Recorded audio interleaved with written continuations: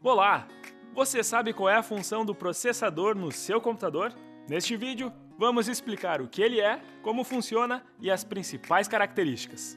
O processador é um chip responsável por execuções de cálculos, aceleração, endereçamento e também por tomar todas as decisões lógicas que basicamente resultam em todas as tarefas do seu computador.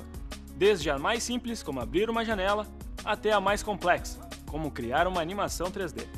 Por isso, o processador é conhecido como o cérebro do computador.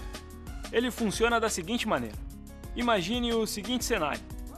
Um processador, ao lado dele nós temos a memória RAM e dispositivos de entrada e saída, como HD, mouse e teclado e um monitor.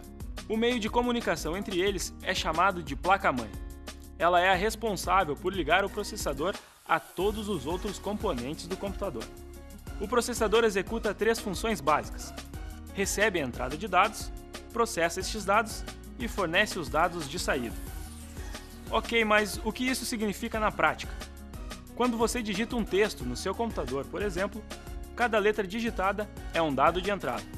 O processador recebe estes dados, processa eles e fornece a saída. Neste caso, tudo o que você digita aparece imediatamente na sua tela. E isso tudo é feito em frações de segundos. Mas não existe só um tipo de processador. Ele possui diversas características. Seguem algumas delas. Socket é o tipo de conexão física do processador com a placa-mãe e o responsável por transmitir energia ao processador. Núcleo ou core. Os núcleos são um dos responsáveis pela velocidade de processamento.